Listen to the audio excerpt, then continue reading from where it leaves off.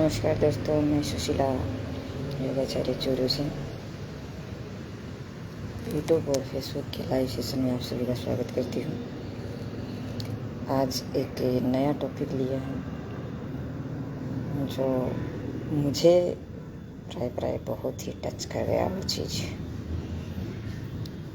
इसलिए मैं बार बार इसकी गाथा, इसकी जीवनी के बारे में चर्चा करती हूँ। कल मैंने टॉपिक लिया था अर्क, आक, जिसे आंकड़ा बोलते हैं अपनी भाषा में, मारवाड़ी भाषा में। इसके बारे में खूब खुल करके चर्चा की गई थी। आँख है वो एक बहुत ही महत्वपूर्ण औषधि है जो हमारे शरीर के लिए महत्वपूर्ण है। हालांकि लोग आग को खाने से डरते हैं। हालांकि वो वीडियो मैंने बनाया है, उस पर देख लेना चाहता था, मैं इस पर चर्चा नहीं करूँगी। लेकिन उस आग को 2.5-3 साल मैंने भी खाया है। उसकी आग की जो फुल्ली होती है उसको खाया है, और इससे हमारा जो कोलेस्ट्रॉल है, टॉक्सिन्स है, वो शरीर से बाहर निकले थे। अभी खा लेती हूँ, कल भी मैं खा के आई थी थोड़ा सा, और अभी शायद हो सकता है बाहर जाने का मेरा विचार है। कुछ एलोवेरा और इस प्रकार की कोई जड़ी बूटियाँ लाने का, क्योंकि इस मौसम में गठिया की प्रॉब्लम बहुत ज़्यादा रहती है, और लोगों के जिसके गठिया की प्रॉब्लम है वो मतलब ज़्यादा दुखी रहते हैं। तो गठिया बढ़ जाता है इस मौसम में, इसलिए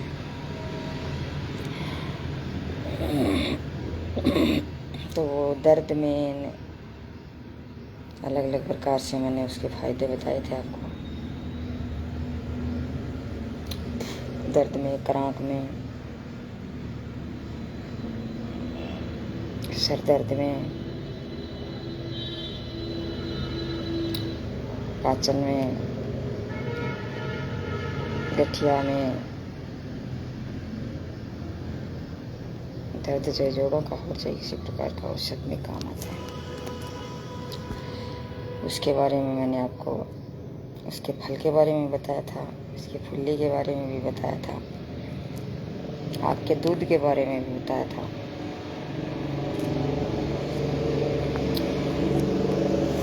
तो आज हम चर्चा करने जा रहे हैं, जो योगी हुए हैं, बहुत ही अच्छे योगी, जिन्होंने अहिंसा, मानवीय मूल्यों और अष्टांग मार्ग का वो अनुसरण करते हुए, क्योंकि महात्मा गांधी ने अहिंसा का पालन किया था। वो कहते हैं कि मतलब जब व्यक्ति लड़ाई करके अगर किसी काम को सफल बनाना चाहता है, उससे कहीं अच्छा अहिंसा के माध्यम से उस काम को सफल बनाया जा सकता है, ज़्यादा सफल बनाया जा सकता है। तो उन्होंने महात्मा गांधी का भी अनुसरण किया, और मतलब अहिंसा का उन्होंने पालन किया, तो पूरा देश है वो उसके पीछे हो गया। और अगर कोई लड़ाई करके इस प्रकार से कोई करता है तो व्यक्ति पीछे हट जाता है।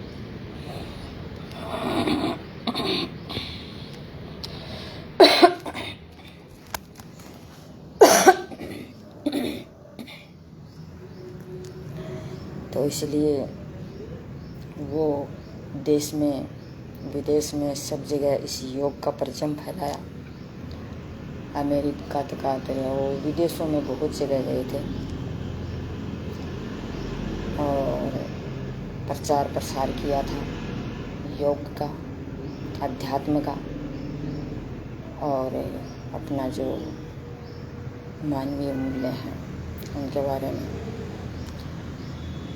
और ज़्यादातर वो उन्होंने योग के बारे में बहुत ज़्यादा अपना प्रचार प्रसार किया। बहुत ही सहृदय व्यक्ति थे, मन को भाने वाले थे। तो आज हम उसकी जीवनी के बारे में चर्चा करेंगे।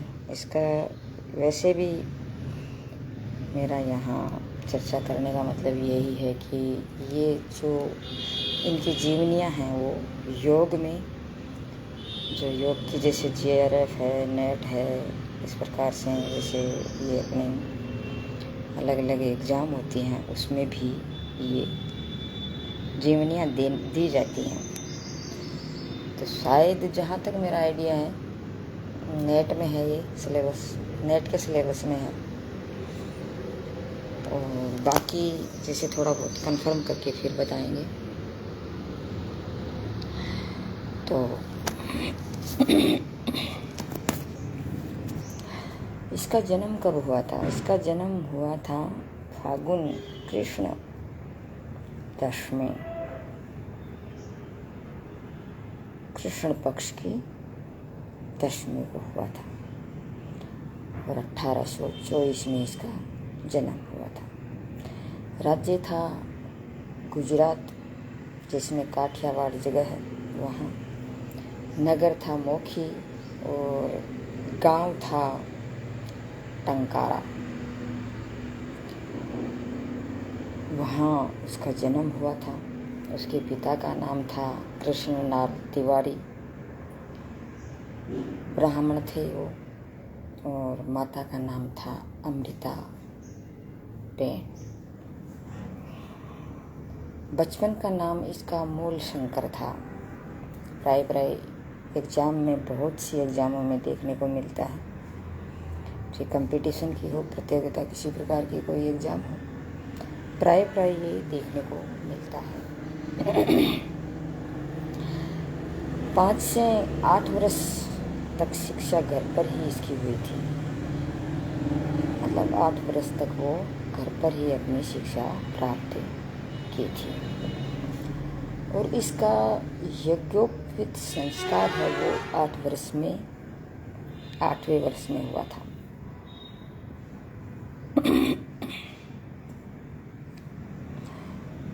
बहुत ही तर्क वितर्क विचारधारा से में जीते थे। बचपन से ही उसका जो चिंतन, मनन, कल्पना, इस प्रकार की चीज़ें हैं वो ज़्यादा उसको महत्व देते थे। और इसके तर्क हैं वो भी वेद पर आधारित होते थे और अकाट्य होते थे। कोई भी इसे काट नहीं सकता था।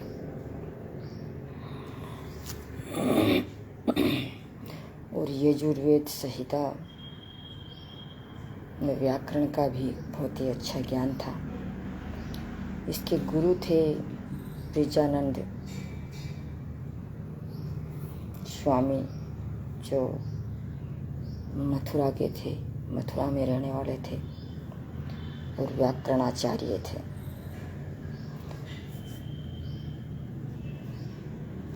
गुरु के चरणों में उसको वास्तविक ज्ञान प्राप्त हुआ था। आर्य समाज से थे। आर्य समाज की स्थापना 10 अप्रैल 1875 में मुंबई में की गई थी। और उन्होंने 28 नियम बनाए थे। उसमें 10 नियम है वो ही मान्य हुए, उसको सफलता मिली। इसकी पुस्तक थी सत्यार्थ प्रकाश।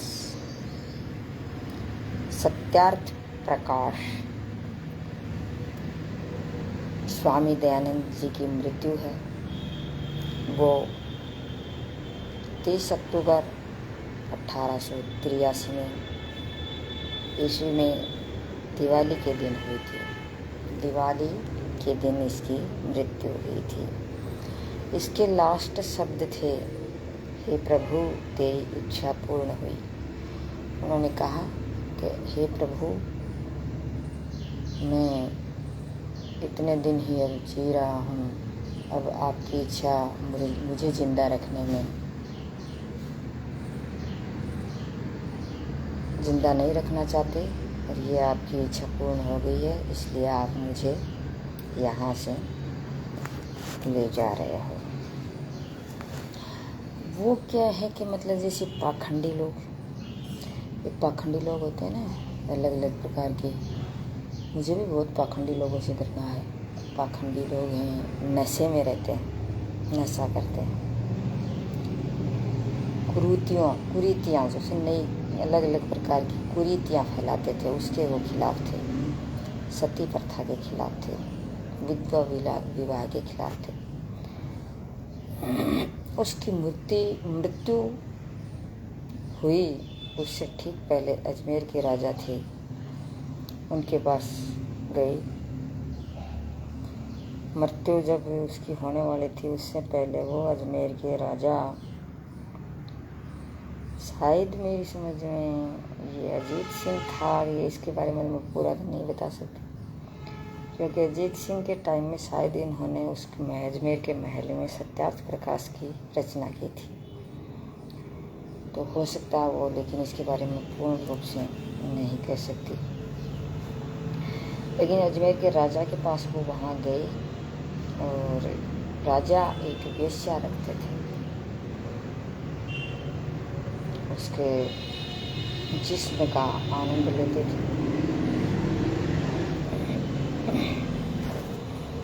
दयानंद जी को अच्छा नहीं लगा और उस राजा से बोले कि राजा, जो आप ये वेश्या रखते हैं, ये एक राजा को शोभा नहीं देता।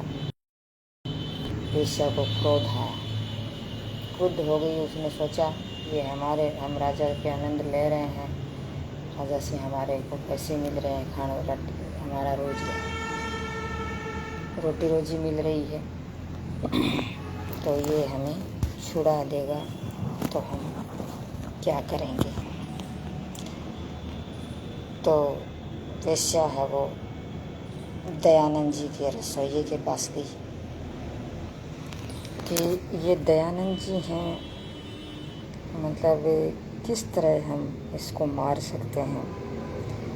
अब देखो, इतना कहते ही लोग क्या करते हैं, किसी को मतलब जान लेने के लिए तैयार हो जाते हैं। उन्हें मालूम कैसे कैसे व्यक्ति होते हैं। और भगवान कृष्ण ने तो कहा भी था कि कलयुग आएगा। वो उस टाइम का तो दूसरा दौर था, लेकिन अब जो चल रहा है वो कलयुग है। इस दौर में भी एक दूसरे को खाने के लिए, एक दूसरे का सहयोग न करने के लिए, एक दूसरे को प्रताड़ित करने के लिए, एक दूसरे को का अत्याचार करने के लिए तुले हुए हैं लोग, और एक दूसरे से धन हड़पने का काम कर रहे हैं। मैं धनवान बन जाऊँ, ये गरीब हो जाए, इस प्रकार से। तो ये कृष्ण जी का भी एक कोटेशन था। उन्होंने कहा कि इस प्रकार से कलयुग में व्यक्तियों की स्थिति होगी, ऐसी दशा होगी।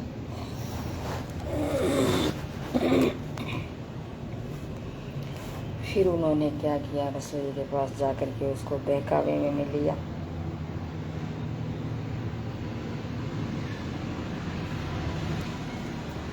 उसको पैसे वैसे दिए। उसका नाम, रसोइये का नाम था जगन्नाथ। और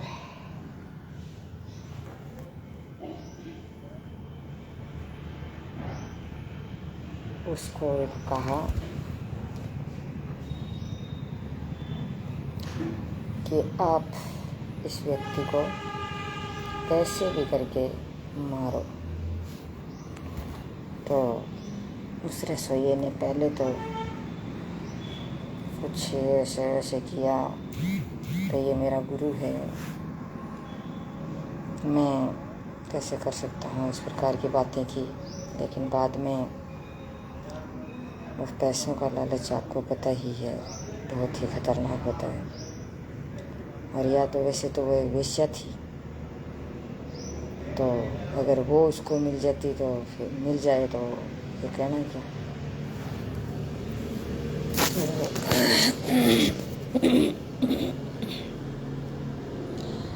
उसको जहर है वो 18 बार दिया गया था, लेकिन यौगिक क्रियाओं की वजह से वो जहर है वो निष्क्रिय होता गया और वो बच गया।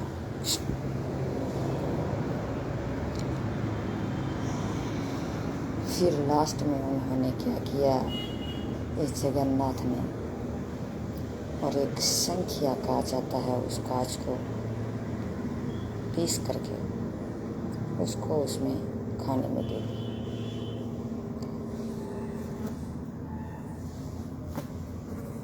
तो उसकी नस जो दयानंद जी हैं, उसकी नस नाड़ियों से कांच है वो फूटने लगा और पीड़ा होने लगी। तो उन्होंने समझा कि इतने दिन तो वो जहर थे, जहर तो निष्क्रिय कर दिया। योगी की ताकत देखो, मतलब जहर को निष्क्रिय कर देता है। फिर उन्होंने वो कांच फूटने लगा तो वो समझ गया, किसी के कान भरे गए हैं और उसको सब पता भी चल गया कि रसोइये ने ये काम कर दिया है। तो उन्होंने कहा उस रसोइये को अपने जेब से पैसा निकाले और कहा कि तुम यहाँ से चला जाओ। तो उस रसोइये ने कहा, महाराज क्यों क्या मुझे पता चल गया, तूने ये मतलब मुझे जहर दिए, पहले जहर दिया था, जहर तो निष्क्रिय कर दिया मैंने, और अब तू ये कांच दिया है जो मेरे शरीर से फूट फूट के बाहर आ रहा है, और तो ये पैसे ले और यहाँ से निकल। और साहब मेरी रोटी रोजी कैसे, मैं रोजी रोटी की छोड़, तुझे तुम्हारी मौत की परवाह करता हूँ, क्योंकि तूने ये जो मेरे को दिया है कांच,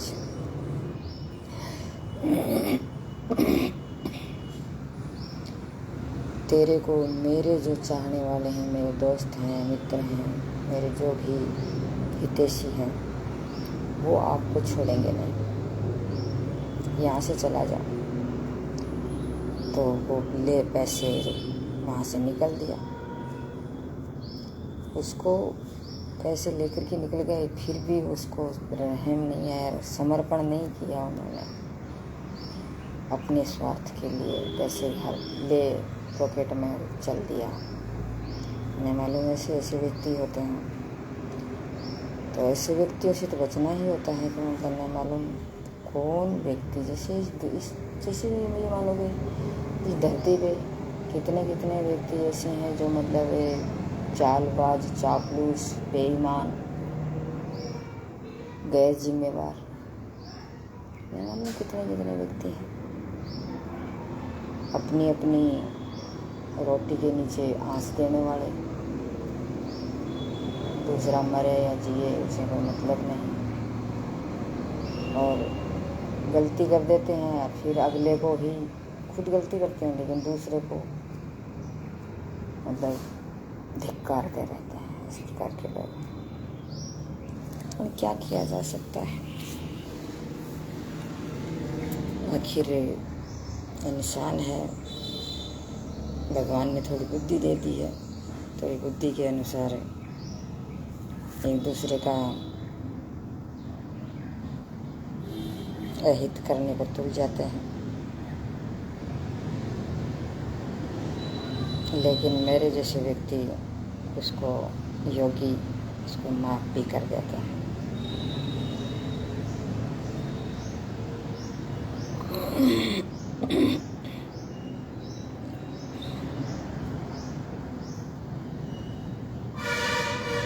सहृदय थे वो, क्योंकि उन्होंने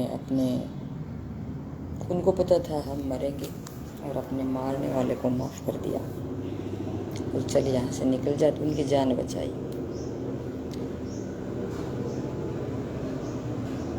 उपासना की थी उन्होंने, बहुत ज़्यादा अहिंसा का पालन किया था, मानवीय मूल्यों का पालन किया था, अष्टांग मार्ग की बात कही गई थी।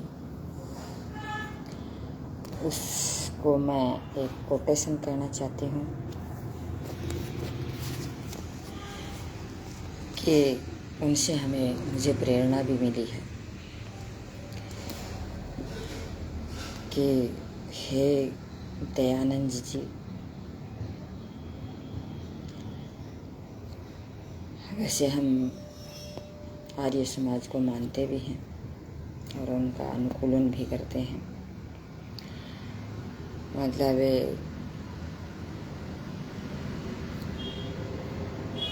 हे दयानंद जी, जिनसे मिले तो उनके बारे में मैं कह रही हूँ कि जिनसे मुझको मिली प्रेरणा मिलती है ऐसे लोगों से, जिनसे मुझको मिली प्रेरणा, उनके दर्शन हुए नहीं क्योंकि वो मेरे से जन्मने से पहले ही चल बसे थे। उनके दर्शन हुए नहीं है मेरा दुर्भाग्य दयानंद जी, ज़्यादा दिन तक जिए नहीं, ज़्यादा दिन तक जिए नहीं। सत सत नमन करती हूँ ऐसे व्यक्तियों को जिससे हमें प्रेरणा मिलती है, हमारे देश के युवकों को प्रेरणा मिलती है, क्योंकि युवा पीढ़ी है वो इस प्रकार के जो दार्शनिक हुए हैं, अध्यात्मवादी योगी हुए हैं, उससे प्रेरणा लेकर के आगे बढ़ेंगे तो ज़रूर देश का विकास होगा। आज बस इतना ही। जय हिंद, जय भारत। ऐसे व्यक्तियों को दयानंद जी हैं, सरस्वती विवेकानंद जी हैं, रमन जी हैं, बहुत सारे व्यक्ति हुए हैं, उसको नमन।